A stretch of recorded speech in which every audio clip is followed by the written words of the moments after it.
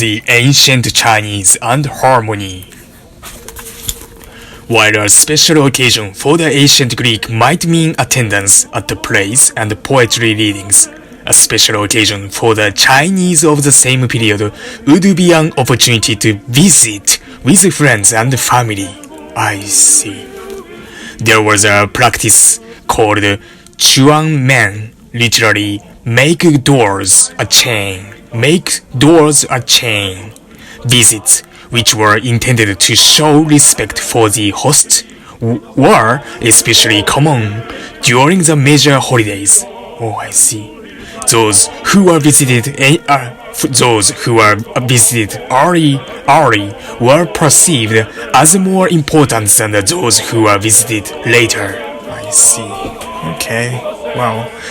This phenomenon can be also seen nowadays, like a diplomat, the president visit to this country because this country is most important. Then after it, this president goes to the second important country. The Chinese counterpart to Greek agency was Harmoney. I see. Good contrast. The Chinese counterpart to Greek agency was a Harmoney. Every Chinese was first and foremost a member of a collective, or rather of several collectives, the clan, the village, and especially the family. The individual was not, as for the Greeks, an encapsulated unit who maintained a unique identity across social settings. Instead, as a philosopher Henry Rosemont has written, quote, For the early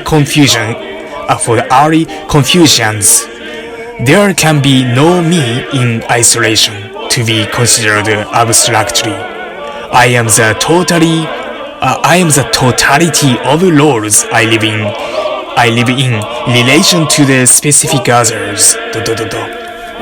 Taken collectively, they weave for each of us a unique pattern of personal identity, such that if some of my roles change, the others will of necessity change also, literally making me a different person. I see. The Chinese were concerned less with the issues of control of others or the environment than with self-control, so as to minimize friction with others in the family and village and to make it easier to obey the requirements of the state administered via magistrates. Ha ha ha. This is all about brainwashing, right? The ideal of happiness was not, as for the Greek, a life allowing the free exercise of distinctive talents, but the satisfaction of the plain country life, shared within the harmonious social network. Yeah, the same in Japan, right? With Greek vases and wine goblets showed picture of battles, athletic contests, and bacchanalian parties. Ancient Chinese scrolls and porcelains depict scenes of family activities and rural pleasures. I see. The Chinese would not have felt themselves to be the helpless pawns of superiors and family members. On the contrary, there would have been a sense of collective agency. The chief moral system of China, Confucianism, was essentially an elaboration of an obligation that obtained between the emperor and subject, parent and child, husband and wife, older brother and younger brother, and between friends and friend. Haha, this is how you manipulate people, right? Haha, Confucianism is used for manipulating people, Chinese society made the individual feel very much a part of a large complex and generally benign social organisms where clear mutual obligations served as a guide to ethical conduct. Carrying out of prescribed laws in an organized hierarchical system was the essence of a Chinese daily life. There was no counterpart. There was no counterpart to the Greek sense of personal liberty. Wow. Individual rights in China were one's share of the rights of the community as a whole, not a license to do as one pleased. Yeah, and this is the same for nowadays, Within the social group, any form of confrontation, such as a debate, was discouraged. Yeah. Though there was a time called the period of 100 schools of 600 to 200 BC, during which polite debate occurred, at least among philosophers, anything resembling public disagreement was discouraged. Yeah. As the British philosopher of science Geoffrey Lloyd has written, quote, "In philosophy, in medicine, and elsewhere there is a criticism of other points of view, but the Chinese generally conceded far more readily than did the Greeks that other opinions had something to be said for them." Unquote.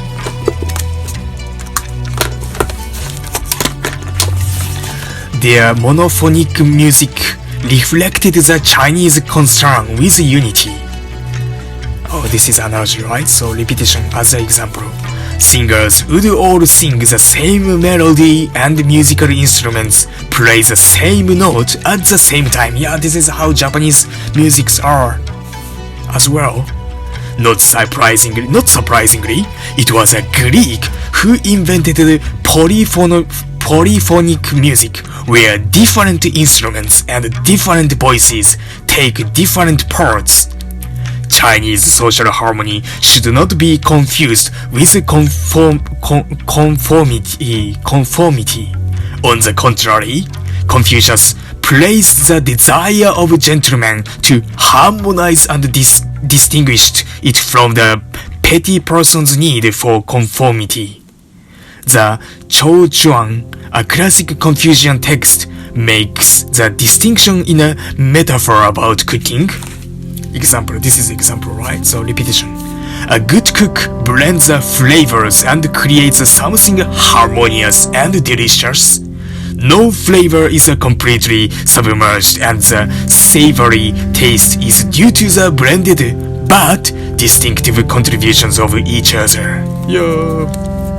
The Chinese approach to understanding the natural world was as different from that of Greeks as their understanding of themselves.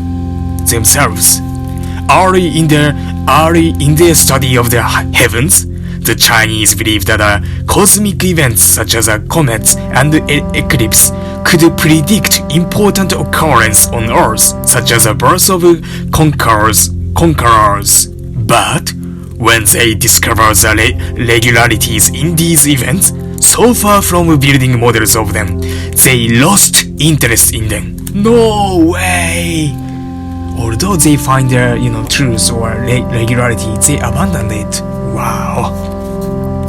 The lack of wonder among the Chinese is especially remarkable in the light of the fact that Chinese civilization far outdistanced Greek civilization technologically. Yeah, so this is a point when the Chinese became far behind of Westerners.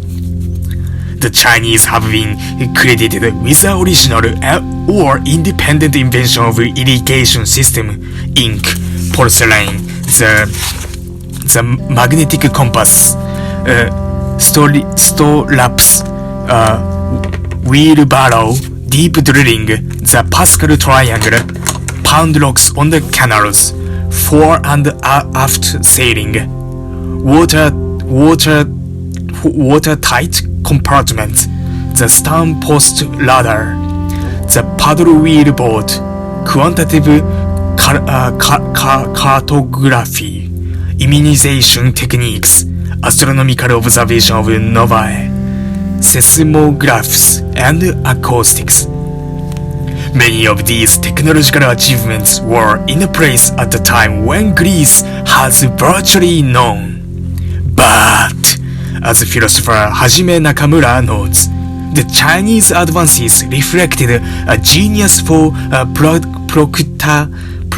practicality, not a penchant for the scientific theory. So the Chinese people are all for practicality rather than the theorize things, right? So they are not good at the making abstract to see further and making it better.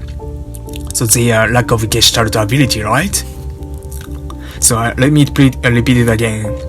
Chinese advances reflected a genius for practicality, not a penchant for a scientific theory and investigation. And as a philosopher and sinologist Donald Munro has written, in Confucianism, there was no sort of knowing that did not entail some consequence for action. Yo.